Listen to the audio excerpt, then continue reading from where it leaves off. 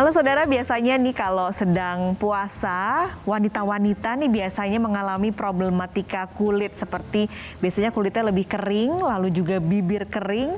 Nah, bagaimana nih cara menanggulanginya dan bagaimana cara supaya bisa tampil cantik maksimal di hari Lebaran, tapi tidak perlu bahan yang terlalu mahal. Saya sudah bersama Dr. Yanti Kusmiran, dokter kecantikan pagi ini. Dr. Yanti, halo, selamat pagi. Halo Pascal, selamat pagi. Terima kasih sudah bergabung menemani saya pagi ini, Dok. Kita mau ngobrol soal masalah kulit dan kecantikan nih, Dok. Baik, Mbak Pasti. Biasanya nih kalau cewek-cewek nih, Dok, kalau lagi masa puasa gini, pasti ada aja keluhannya. Kulitnya lebih kering lah, lalu juga bibir kok ngelupas-ngelupas. Ini gimana, Dok? Bisa nggak sih meskipun kita puasa, asupannya mungkin sedikit berkurang dibandingkan dengan hari-hari biasa, tapi tetap maksimal gitu, Dok, untuk kulitnya?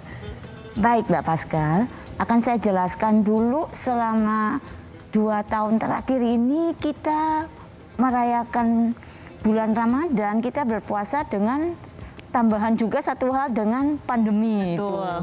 Ya, jadi dengan pandemi dan kita berpuasa ini betul-betul harus kita perhatikan di samping nutrisi daripada konsumsi yang kita makan, kemudian juga kita harus ingat juga, kita harus perhatikan juga imunitas daripada tubuh kita. Karena berkaitan dengan pandemi gitu. Jadi apa saja sih nutrisi-nutrisi, ya zat-zat yang bergizi, makanan yang harus kita makan, kemudian harus kita jaga pada masa Ramadan dengan kondisi pandemi ini. Yang pertama kita harus pastikan dulu asupan gizi daripada tubuh kita harus benar-benar optimal. Yang kedua juga kita harus memperhatikan imunitas tubuh kita. Ya, jadi imunitas itu berkaitan dengan yang namanya antioksidan, kemudian juga yang namanya waktu istirahat, waktu tidur harus betul-betul kita jaga. Ya, yang ketiga juga kita harus lebih banyak ke BI positif ya. Jadi kita lebih banyak berpikir hal-hal yang positif gitu. Ya, supaya mengurangi tensi daripada stres kita gitu. Oke. Ya, kembali lagi ke nutrisi apa saja sih yang membuat kulit para cewek-cewek, wanita itu supaya tetap glowing, ya tetap kencang, awet muda. Ya, pertama ketiga kita harus tahu ketika kita pas berbuka puasa, jangan sampai lupa yang namanya air putih ya, water ya. Karena ini suka lupa karena ngelihat es manis ya, Dok ya. Iya, betul sekali.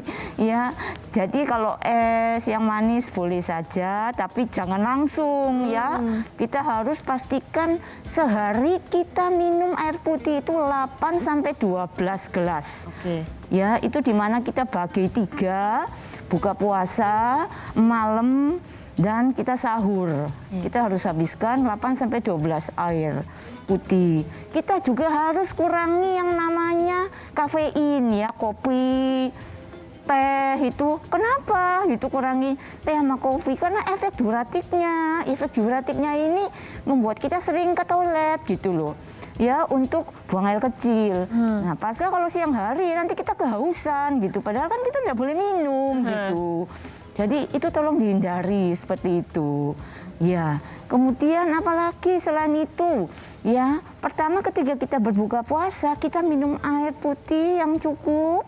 Kemudian kita jangan lupa juga kita mengkonsumsi yang namanya kurma ya. Contohnya ini, saya bawa ini. Ya, nah ini harus kita konsumsi ya ini kurma. Kenapa kurma ini diawali kita makan kurma supaya apa? Supaya kita cepat kenyang ya, karena padat seratnya di kurma ini high fibernya terlalu sangat tinggi, kemudiannya ada glukosa juga dan energinya memang sangat besar. Jadi ketika kita makan kurma, setelah itu kita melanjutkan dengan kita berbuka dengan protein, karbohidrat, vitamin, mineral itu semua. Tapi kita makan nggak sampai kebanyakan gitu. Kalau kita makan kebanyakan nanti kembali lagi problemnya ke berat badan gitu. Kalau kurma satu saja ya dok cukup sebenarnya? Ya boleh 1 sampai 3 enggak apa-apa ya kan, enggak apa-apa. Ya tergantung berat badan orang tersebut gitu. Itu bisa dikonsumsi ketika buka puasa saja atau dibagi 2 ketika sahur kita santap kurma Iya, juga? betul sekali. Jadi kita harus ingat ketika malam kita sebelum menjelang tidur juga kita harus minum air putih, kemudian sahur kita pun juga diiringi minum air putih, kita makan kurma baru kita kita sahur gitu. Ya, jadi betul-betul harus kita perhatikan gitu. Kita hindari juga makanan yang terlalu meningkatkan kadar gula yang berlebihan. Contohnya ya kan yang tadi Mbak Kati bilang tuh yang manis-manis, sirup-sirupan, es campur, es teler dan sebagainya itu. Ya kalau bisa kita kurangi. Yang kita perbanyak harus benar-benar nutrisi yang banyak vitaminnya.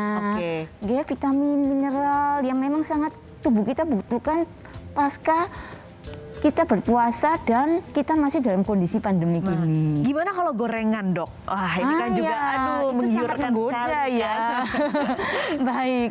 Nah kalau saya sebaiknya kita menghindari ya gorengan. Kenapa? Lemaknya tinggi di situ ya, terlalu tinggi lemak.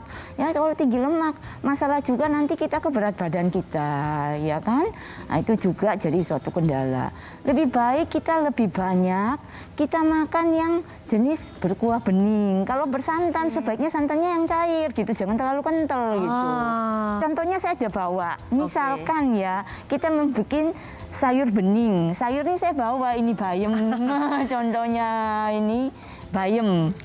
Di dalam bayam ini sangat besar sekali manfaat vitamin dan mineralnya di dalam, di mana ada vitamin A, vitamin D, vitamin K.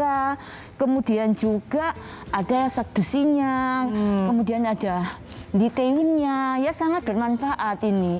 Tapi kita masaknya dengan cara kita bikin jangan bening gitu. Oke, sayur bening. Betul. Jadi jangan ditambah-tambah misalnya ada bayam santan gitu. Jadi jangan nanti hilang vitaminnya dok ya. Ya betul sekali. Ini dokter udah bawa banyak sekali buah-buahan. Nah nanti pertanyaannya adalah lebih baik dimakan langsung atau di jus sih? Tapi jangan dijawab dulu dok. Kita akan jeda-jeda. Nanti kita akan ngobrol lagi nih tips-tips supaya bisa tampil tetap cantik maksimal di Ramadan dan juga hari Lebaran.